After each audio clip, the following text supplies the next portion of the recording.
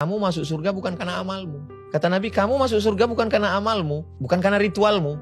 Wow. Lalu sahabat bertanya, engkau ya Rasulullah juga masuk surga bukan karena ritualmu? Bukan. Terus kenapa? Illa ayyataghammadani Allahu birahmatih. Aku masuk surga karena kasih sayang Allah. Jadi kalau kita beramal beribadah itu karena kasih sayang Allah, kan beda dengan karena ketakutan. Mohon maaf jangan tersinggung. Mungkin mental kita mental kuli. Kuli ini tidak hina. Karena mereka adalah orang yang tulus ikhlas bekerja. Tapi mental itu kan kalau saya dapat kerja ini saya dapat apa? Padahal sebetulnya kalau dikumpul semua ritual kita itu untuk menebus surga Tuhan, surga Allah kan tidak tertebus. Bagaimana mungkin seorang Abdul Somad yang hidup 63 tahun, potong tidur, potong kerja, potong ini, berapa persen dari ritual ibadahnya untuk menebus surga yang kekal selamanya? Kan nggak bisa. Terus masuk surga itu kenapa? Karena kasih sayang Allah.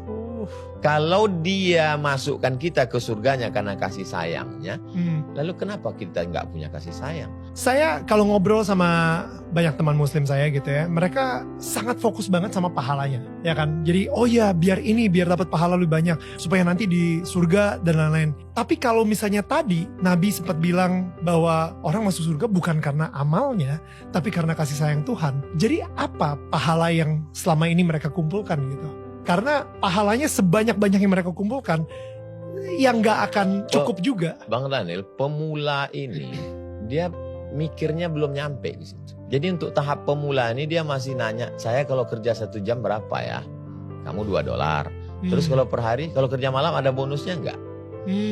Untuk pemula memang begitu. Teknis. Iya. Ya. Kalau dia mau jalan, dia mau mikir, mau merenung, mau belajar, nanti dia akan keluar dari lingkaran pahala itu kepada merindukan kasih sayang. Tapi karena dia jalan di tempat, keilmuannya di bidang yang lain, dia S1, S2, S3, pangkatnya naik terus dari golongan 2A, 2B, 2C sampai 4E. Tapi proses pemikiran beragamanya jalan di tempat. Anak kecil terjebak di tubuh orang dewasa, berbahaya. Kalau kamu nggak sholat masuk neraka.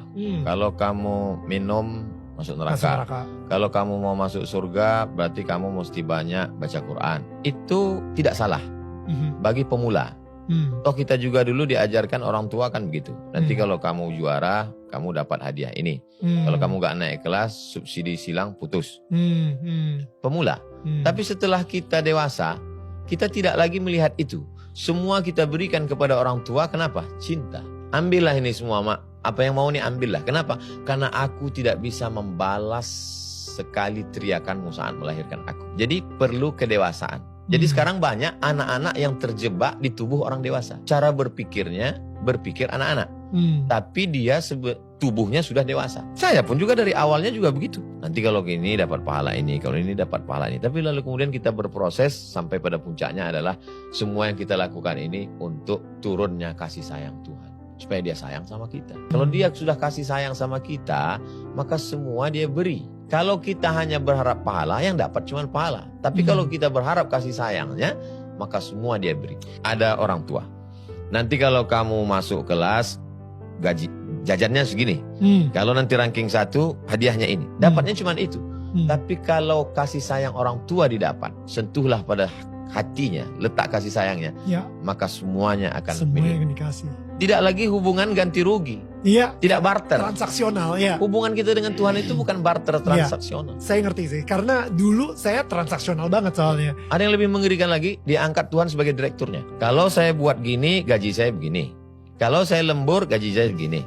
Kalau ternyata saya sudah kerja, nggak dapat yang saya inginkan, dia komplain, unjuk rasa. Tuhan mana? Hubungan kita dengan Tuhan itu bukan transaksional. Hubungan kita adalah kepasrahan. Menerima pun. Bukankah orang yang dicinta menerima apa yang dilakukan pencintaannya?